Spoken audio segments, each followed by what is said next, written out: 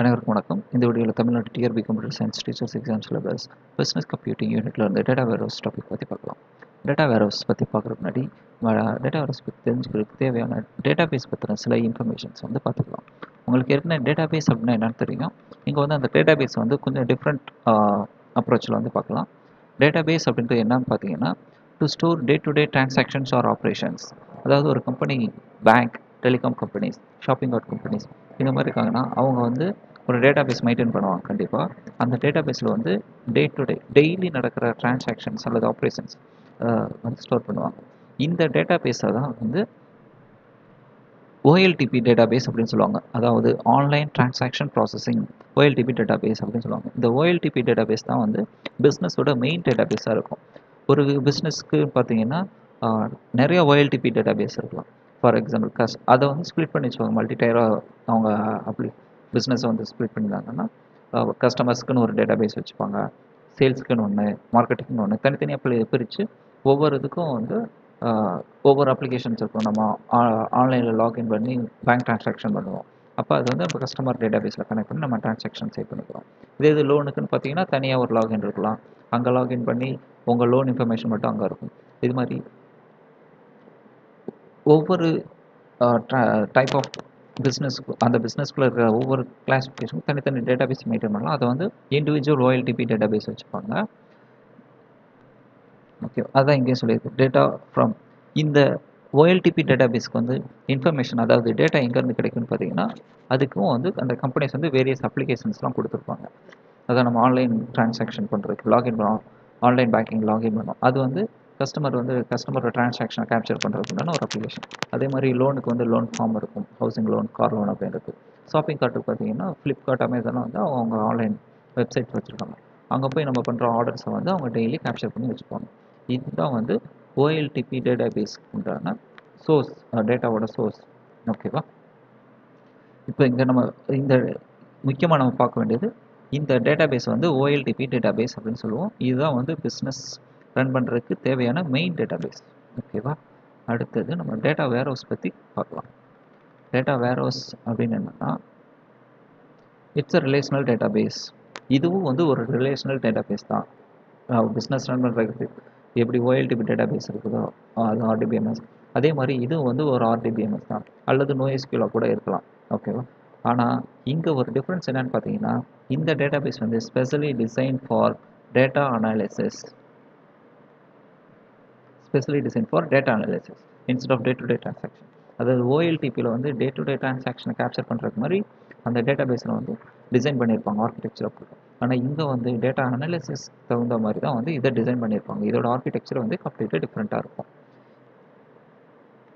இது எதுக்காக இந்த டேட்டா அனாலிசிஸ் டேட்டா பேஸ் பார்த்தீங்கன்னா, it's helps in decision making and forecasting for application. அதாவது டேட்டாவை வந்து அனலைஸ் பண்ணி ஏன் பிஸ்னஸ் டல்லாக போச்சு, அல்லது இந்த சமயத்தில் மட்டும் பிஸ்னஸ் எப்படி பூம் ஆச்சு அப்படின்றத கண்டுபிடிச்சி அவங்க வந்து பிஸ்னஸ்க்கு ஃபியூச்சரில் தேவையான வந்து ஃபோர்காஸ்ட் பண்ணுறதுக்காண்டி இந்த டேட்டா பேஸ் வந்து யூஸ் பண்ணிப்பாங்க.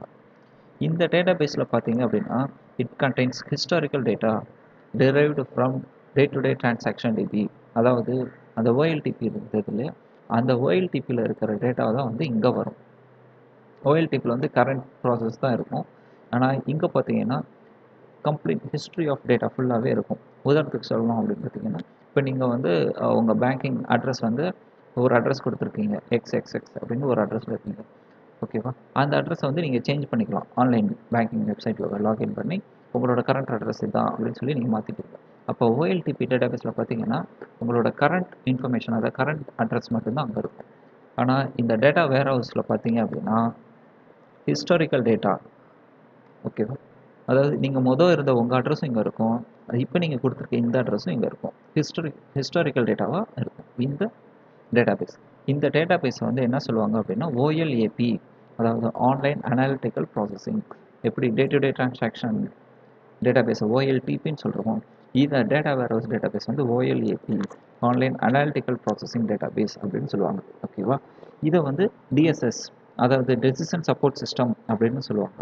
எதனாலனா இங்கே நம்ம ஏற்கனவே பார்த்தோம், which helps in decision making and forecasting. அதாவது இந்த டேட்டா அனலைஸ் பண்ணுறதுக்காக தான் வந்து இந்த டேட்டா பேஸை வந்து ஸ்பெஷலாக டிசைன் பண்ணியிருக்கோம். இதை யூஸ் பண்ணி சில டெசிஷன் மேக்கிங் இன்ஃபர்மேஷன்லாம் எடுக்க முடியும் அப்படின்றனால இதை டெசிஷன் சப்போர்ட் சிஸ்டம் அல்லது டிஎஸ்எஸ் டேட்டாபேஸ் அப்படின்னு சொல்லுவோம். ஓகேவா, இதுதான் டேட்டா வேர்ஹவுஸ். நார்மல் டேட்டாபேஸ் வந்து OLTPன்னு சொல்லுவோம். டேட்டா வேர்ஹவுஸ் டேட்டாபேஸ் வந்து OLAP அல்லது டிஎஸ்எஸ் அப்படின்னு சொல்லுவோம். ஓகேவா, ஓகே. இப்போ நம்ம பார்த்தோம் இந்த ரெண்டாவது பாயிண்ட்ல பார்த்தோம்னா it contain historical data derived from day to day transaction. அதாவது OLTPயில் இருக்கிற டேட்டா தான் வந்து இங்கேயும் வரப்போகுது அப்படின்னு சொல்லி. ஓகேவா, அப்போ ரெண்டுலேயுமே வந்து ஒரே டேட்டா தான் இருக்குது. எதுக்காக ரெண்டு டேட்டா பேஸ்? ஒரு பிஸ்னஸில் வந்து ரெண்டு டேட்டா பேஸ். ஒரே டேட்டா பேஸே வச்சுக்கிட்டு டிரான்சாக்ஷன்ஸ் டே டு டே டிரான்சாக்ஷன்ஸையும் அல்லது அனாலிசிஸ் பண்ணுறதையும் பண்ண முடியாதா அப்படின்னு கேட்டால் பண்ணலாம். ஆனால் அதில் வந்து ஒரு சின்ன பிரச்சனை இருக்கும். என்ன அப்படின்னு பார்த்தீங்கன்னா, நம்ம அனலைஸ் பண்ணோம்னா நமக்கு தேவை வந்து ஹிஸ்ட்ரி ஆஃப் த டேட்டா. ஓகேவா, ஹிஸ்ட்ரி ஆஃப் த நம்ம OLTPயில் வந்து நீங்கள் அட்ரஸ் மாற்றினீங்கன்னா கரண்ட் தான் பழைய இது இருக்காது, அழிஞ்சிடும். ஹிஸ்ட்ரி இருக்காது அங்கே. அதனால தான் அந்த OLAP. History of data purpose என்னன்னு பார்த்தீங்கன்னா, for example top scorer of IPL அப்படின்னு போட்டிருக்கேன். அதாவது இப்போ வந்து உங்கள்கிட்ட top scorer of IPL games அப்படின்னு யாருன்னு கேட்டால் நேற்று டூப்ளிசிஸ் 50 ரன் அடிச்சார் அவரை சொல்லுவோமா? கிடையாது. ஏன்னா அவர் அந்த மேட்ச்சில் மட்டும்தான் டாப் ஸ்கோரர். அல்லது இந்த IPL 2019 வந்து வார்னர் டாப் ஸ்கோரராக இருக்கார். வார்னர் தான் டாப் ஸ்கோரர் ஆஃப் IPL அப்படின்னு சொல்ல முடியுமா? அதுவும் கிடையாது. ஏன்னா வார்னர் வந்து இந்த IPL சீசனில் மட்டும்தான் டாப் ஸ்கோரர். நமக்கு வந்து IPL top scorer of IPL அப்படின்னா நமக்கு IPLோட ஹிஸ்ட்ரி ஃபுல்லாக தெரியும். ஹிஸ்ட்ரி ஆஃப் டேட்டா வேணும். 12 வருஷத்துக்கு முன்னாடி IPL ஆரம்பித்தாங்களோ அப்போலேருந்து இப்போ வரைக்கும் இருக்கிற டேட்டா ஃபுல்லாக இருந்த அதெல்லாம் எடுத்து அதிலிருந்து வந்து டாப் ஸ்கோரர் எடுத்தால் தான் வந்து டாப் ஸ்கோரர் ஆஃப் IPL அப்படின்ட்டு கிடைக்கும். ஓகேவா, அப்போ அந்த மாதிரி பார்த்தீங்கன்னா ரிசல்ட்டே வேறு, டூப்ளிசிஸும் கிடையாது, வார்னர் கிடையாது. அங்கே வந்து ரெய்னா அப்படின்னு வேற ஒரு நேம் வரும். இதுதான் வந்து ஹிஸ்ட்ரி ஆஃப் டேட்டாவோட பவர். ஓகேவா, இந்த ஹிஸ்ட்ரி ஆஃப் டேட்டாவை வந்து செப்பரேட்டாக மெயின்டைன் பண்ணுறது. ஓகேவா, ஓகே ஓகே ஹிஸ்ட்ரி ஆஃப் டேட்டாவே வச்சுக்கலாம். ஏன் அதுக்காக ரெண்டு டேட்டா பேஸ்? ஒரே டேட்டா பேஸே வச்சுக்கிட்டு அதையே வந்து டே டு டே டிரான்சாக்ஷனுக்கும் ஹிஸ்ட்ரி அனாலிட்டிக்ஸ்க்கும் வச்சுக்க கூடாதா அப்படின்னு கேட்டிங்கன்னா வச்சுக்கலாம் தான். ஆனால் அதில் வந்து ஒரு ப்ராப்ளம் இருக்கும். உதாரணத்துக்கு சொல்லணும் அப்படி பார்த்தீங்கன்னா, இப்போ நீங்கள் வந்து உங்களோட ஆன்லைன் பேங்கிங்கில் லாகின் பண்ணி நீங்கள் உங்களோட ஸ்டேட்மெண்ட் எடுக்கிறீங்க, பேங்க் ஸ்டேட்மெண்ட்டை. அந்த ஸ்டேட்மெண்ட்டில் பார்த்தீங்கன்னா மேக்ஸிமம் பெரும்பாலான பேங்க்லாம் வந்து லாஸ்ட் 1 இயர் டிரான்சாக்ஷன் மட்டும்தான் நமக்கு கொடுப்பாங்க. ஒரு சில பேங்க் வந்து 3 இயர்ஸ் வரைக்கும் கொடுக்குறாங்க. ஆனால் அதுக்கு மேலே வந்து இருக்கிற டிரான்சாக்ஷனை வந்து நம்ம அந்த ஆன்லைன் பேங்கிங் அப்ளிகேஷன்ஸ் மூலமாக எடுக்கவே முடியாது. ஏன்னா அந்த அந்த அந்த அப்ளிகேஷன் யூஸ் பண்ணுறது வந்து OLTP டேட்டாபேஸ். அதில் வந்து கரண்ட் டேட்டா மட்டும்தான் இருக்கும். ஹிஸ்ட்ரி ஆஃப் டேட்டா வந்து அங்கே இருக்காது. எதனால அப்படின்னா, இப்போ நீங்கள் வந்து ஒரு 15 வருஷமாக பேங்க் டிரான்சாக்ஷன் மெயின்டைன் பண்ணுறீங்க அப்படின்னா உங்களை மாதிரியே வந்து இன்னும் ஆயிரக்கணக்கான கஸ்டமர்ஸ் வந்து அந்த பேங்க்குக்கு இருப்பாங்க. அவங்களோட டிரான்சாக்ஷனும் வந்து இந்த டேட்டா பேஸில் இருக்கும். அப்போ அந்த டேட்டா பேஸோட சைஸ் வந்து ரொம்ப ஹியூஜாக இருக்கும். அவ்வளோ பெரிய டேட்டா பேஸில் இருந்து உங்களோட இன்ஃபர்மேஷனை வந்து ஃபெச் பண்ணி எடுக்கிறதுக்கு வந்து மெமரியும் அதுக்கு தகுந்த மாதிரி நிறைய ப்ராசஸும் தேவைப்படும். இப்போ உங்களோட ரெக்யர்மெண்ட்டை எடுக்கிறப்ப வந்து ப்ராசஸ் வந்து பிளாக் பண்ணிடுச்சுன்னா அது வந்து மற்றவங்களுக்கும் வந்து பிளாக் ஆகும் அப்ளிகேஷன் ஆக்சஸ் பண்ணுறப்ப. இது வந்து அப்ளிகேஷனோட பெர்ஃபார்மன்ஸ் வந்து குறைக்கும். ஓகேவா, அதனால் to improve the performance of the applications இதான் வந்து மெயின் பர்பஸ் அப்படின்னு சொல்லலாம். அதனால வந்து OLTP அப்படின்னு தனியாக ஒரு டேட்டா பேஸ் வச்சுக்கிட்டு அதில் வந்து கரண்ட் டேட்டா வச்சுக்கிட்டு பெர்ஃபார்மன்ஸ் இம்ப்ரூவ் பண்ணிக்கலாம். அனலைஸ் பண்ணுறப்ப வந்து அதுக்குன்னு ஸ்பெஷலாக டிசைன் பண்ண செப்பரேட் டேட்டா பேஸ் யூஸ் பண்ணுறோம். ஓகேவா, இதுதான் வந்து டேட்டா வேர்ஹவுஸ்க்கும் எதுக்காக செப்பரேட்டாக ஒரு டேட்டா பேஸ் வச்சுருக்கோம் அப்படின்றதுக்கு உண்டான காரணம். இப்போ டேட்டா வேர்ஹவுஸோட கேரக்டரிஸ்டிக்ஸாக பார்க்கலாம். இப்போ நீங்கள் கூகுளெலாம் போய் வாட் இஸ் டேட்டா வேர்ஹவுஸ் அப்படின்னு பார்த்தீங்கன்னா உங்களுக்கு வந்து இந்த ஒரு லைன் கிடைக்கும். டிஸ்கிரிப்ஷன் மாதிரி சொல்லுவாங்க. Data warehouse is subject orient, integrated, time variant and non volatile collection of data அப்படின்னு போட்டு இன்னும் கொஞ்சம் ஸ்டேட்மெண்ட்ஸ்லாம் இருக்கும். To analyse the business, improve something அப்படிலாம் வரும். இங்கே மெயினாக நீங்கள் ஃபோக்கஸ் பண்ண வேண்டியது பார்த்தீங்கன்னா இந்த 4 பாயிண்ட் தான். Subject orient, integrated, time variant and non volatile. இதைத்தான் வந்து டேட்டா வேர்ஹவுஸோட கேரக்டரிஸ்டிக்ஸும் அப்படின்னு சொல்லுவாங்க. ஓகேவா, இது என்னது அப்படின்னு பார்த்தீங்கன்னா ஃபஸ்ட்டு சப்ஜெக்ட் ஓரியன்ட். அது இதுக்கு என்ன அர்த்தம்னா இந்த டேட்டா பேஸ், இந்த ஸ்பெஷல் டேட்டா வேர்ஹவுஸ்க்கும் டிசைன் பண்ண இந்த data base focus on subject instead of ongoing operation. இப்போ நார்மலாக OLTPயில் பார்த்தீங்க அப்படின்னா ஒரு டேபிள் இருக்கும். அந்த டேபிளில் வந்து ஒரு ஐடி, பிரைமரிக்கு ஐடி, ஒரு டிரான்சாக்ஷன் நடக்குதுன்னா primary ID auto increment ID போட்டு இந்த கஸ்டமர் இங்கே இந்த அக்கௌண்ட்டுக்கு பண்ணார் ட்ரான்ஸ்ஃபர் பண்ணார் அப்படின்ட்டு இந்த எல்லா இன்ஃபர்மேஷன்ஸும் இருக்கும். ஆனால் இந்த டேட்டா வேர்ஹவுஸோட டேட்டா பேஸ் வந்து மெயின் பர்பஸ் அல்லது ஃபோக்கஸ் வந்து அந்த மாதிரி டிரான்சாக்ஷனை கேப்சர் பண்ணுறதா இருக்காது, சப்ஜெக்டை ஃபோக்கஸ் பண்ணுறதா இருக்கும். உதாரணத்துக்கு ஒரு கம்பெனியில் இருக்கிற சேல்ஸ், மார்க்கெட்டிங் இந்த மாதிரி டிஃப்ரெண்ட் டிபார்ட்மெண்ட் அவங்களோட மொத்த டேட்டாவையும் வந்து ஃபோக்கஸ் பண்ணி இண்டிவிஜுவலாக ஒவ்வொரு டிரான்சாக்ஷனுமே வந்து இந்த டேட்டா வேர்ஹவுஸ் டேட்டா பேஸோட ஃபோக்கஸ் கிடையாது, சப்ஜெக்ட் ஓரியன்டாக தான் இருக்கும். இதுதான் வந்து சப்ஜெக்ட் ஓரியன்ட் அப்படின்னு சொல்லுவாங்க. அடுத்தது பார்த்தீங்கன்னா இன்டகிரேட்டட்.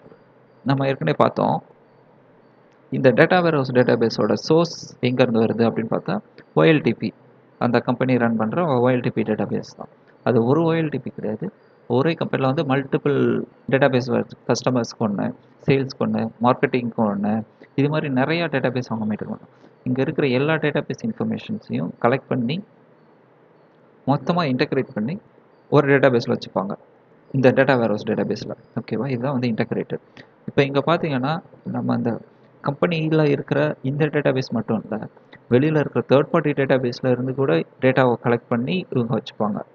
ஓகேவா, நம்ம அனலைஸ் பண்ணணும்னா எல்லா டேட்டாவுமே நமக்கு இருந்தால் நமக்கு மோர் அக்யூரேட் இன்ஃபர்மேஷன் வரும். ப்ளஸ் இந்த டேட்டா பேஸ் ஃபார்மேட்டில் தான் அந்த டேட்டா இருக்கணும்னு அவசியம் இல்லை, ஃபைல் சிஸ்டம்ஸில் இருந்து கூட எடுக்கலாம். இது மாதிரி வேரியஸ் சோர்ஸஸ், வேரியஸ் ஃபார்மேட்டில் இருக்கிற டேட்டாவெல்லாம் எடுத்து கலெக்ட் பண்ணி இன்டகிரேட்டடாக நம்ம டேட்டா வேர்ஹவுஸில் இருக்கும்.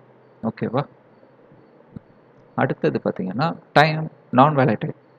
நான் வேலடைல் மீனிங் பார்த்தீங்கன்னா never change, that cannot be changed. ஓகேவா, அப்போ இங்கே வந்து டேட்டா வந்து மாறவே மாறாது. ஒன்ஸ் நீங்கள் டேட்டா என்டர் பண்ணிட்டீங்கன்னா அதை மாற்றவே முடியாது, மாற்றவே மாட்டாங்க, மாறவே மாறாது.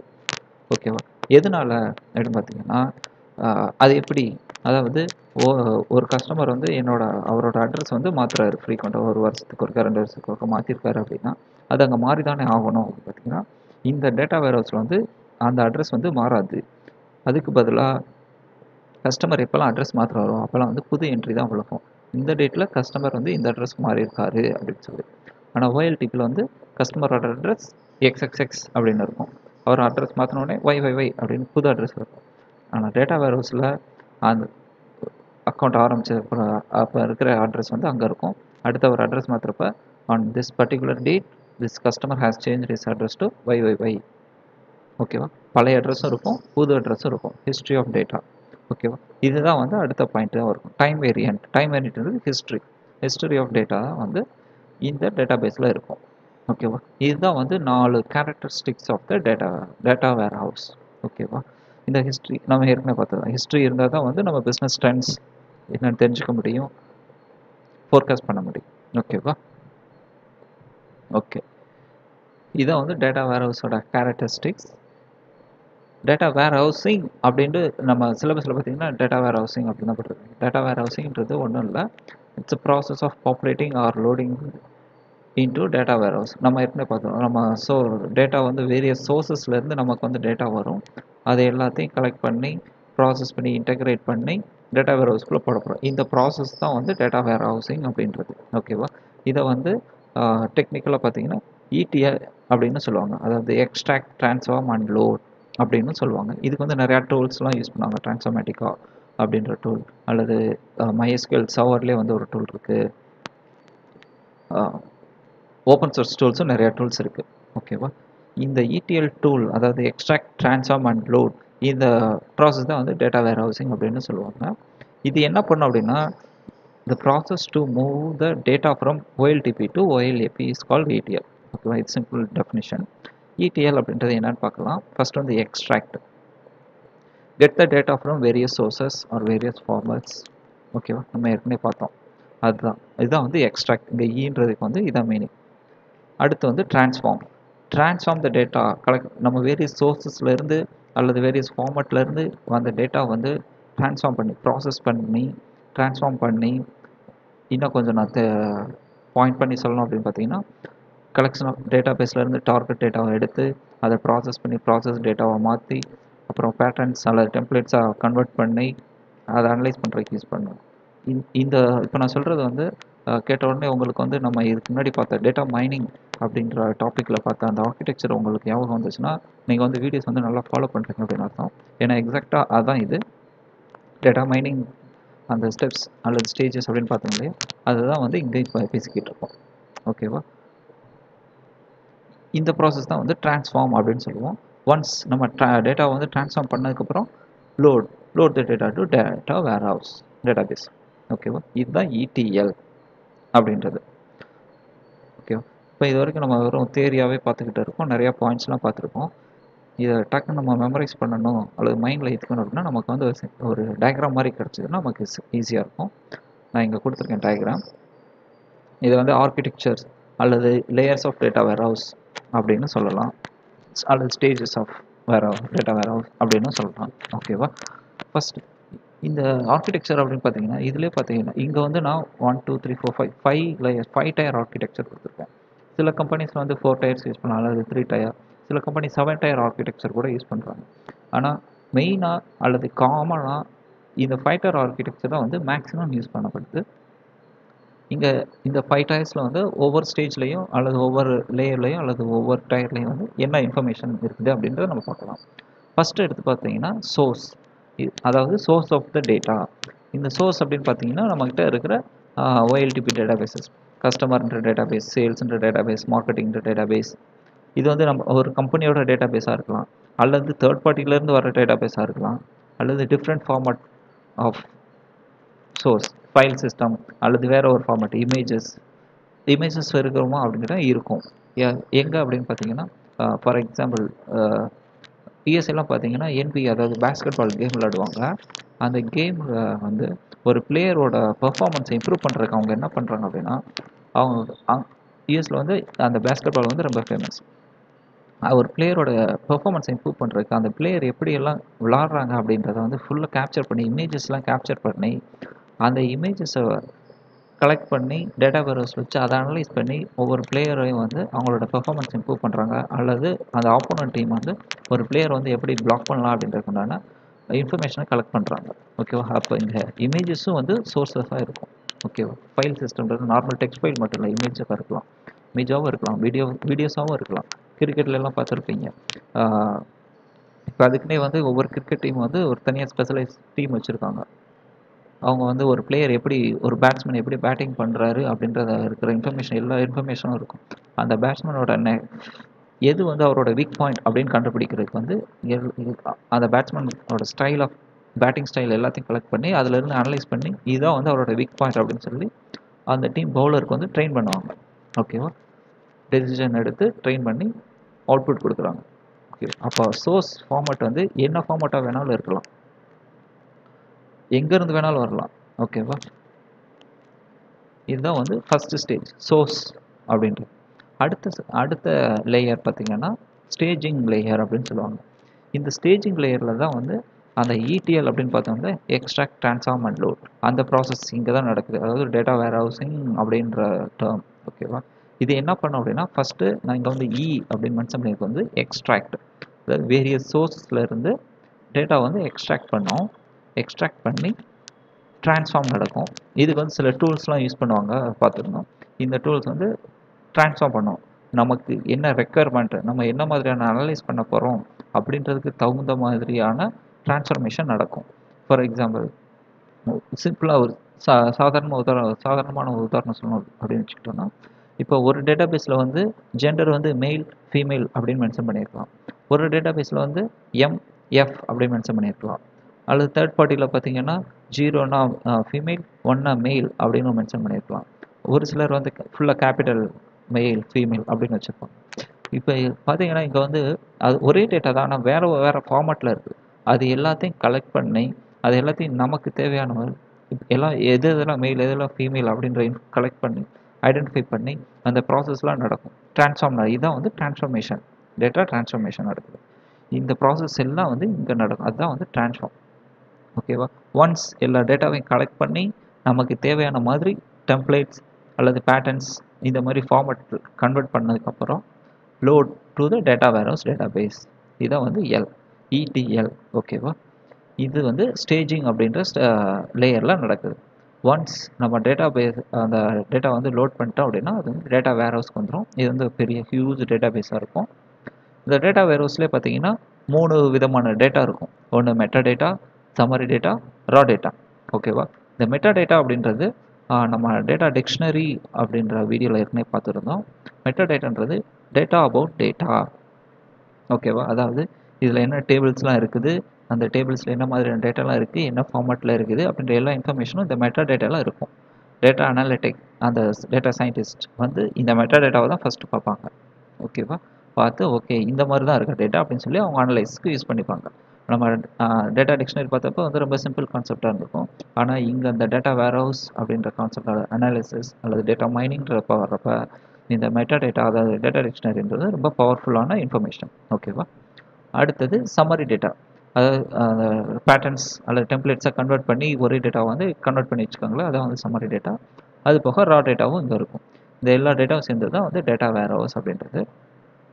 இது வந்து 3வது லேயர் அல்லது 3வது தேர்ட் டயர். 4th டயர் நான் அடுத்து வர்றேன். 5th முடிச்சுட்டு 4த்துக்கு வர்றேன். ஏன்னா அதில் வந்து ஒரு சின்ன டெஸ்ட் இருக்கும். ஃபைனலைஸ் அதாவது கடைசி தேவையான நமக்கு தேவையான ரிப்போர்ட் ஜென்ரேட் பண்ணுறது அல்லது அனலைஸ் பண்ணுறது அல்லது டேட்டா மைனிங் இங்கே வச்சு பண்ணுறது. ஓகேவா? இது வந்து டேட்டா வேர்ஹவுஸில் இருக்கிற இன்ஃபர்மேஷன்ஸ்லாம் எடுத்து ரிப்போர்ட் ஜென்ரேட் பண்ணிக்கலாம், அனலைஸ் பண்ணலாம், டேட்டா மைன் பண்ணலாம். இப்போ இந்த மாதிரி டேட்டா வேர்ஹவுஸ்லேருந்து டேட்டாவை எடுத்து பண்ணோன்னா ஒரு ஆர்கனைசேஷனோட தேவையான ரிப்போர்ட்டை ஜென்ரேட் பண்ணலாம், தேவையான டெம்ப்ளேட் மூலமாக வந்து ஃபோர்காஸ்ட் பண்ணலாம். ஓகேவா? இதான் வந்து ஃபைனலாக நமக்கு அச்சீவ் பண்ண வேண்டியது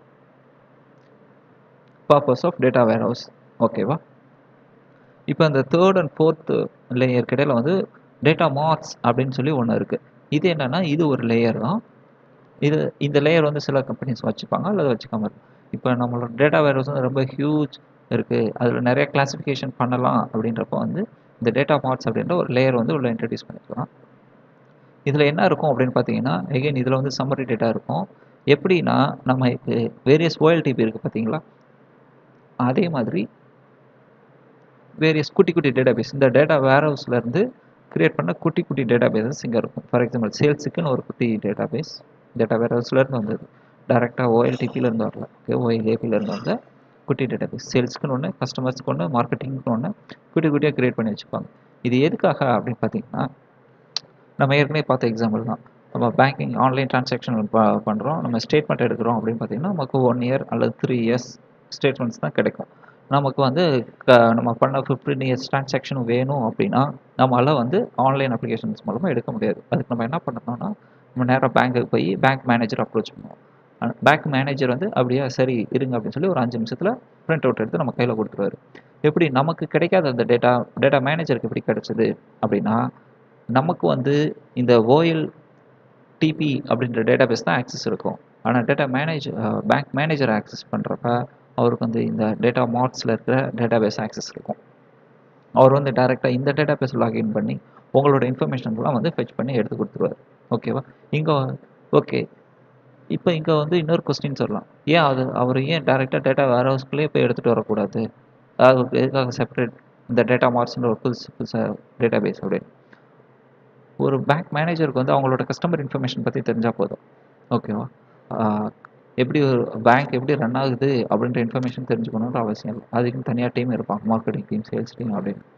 அவங்க அந்த இதில் வந்து ஃபோக்கஸ் பண்ணால் போதும். அவங்கவுங்களுக்கு தேவையான டேட்டா வந்து பிரித்து கொடுத்தாச்சு. ஓகேவா?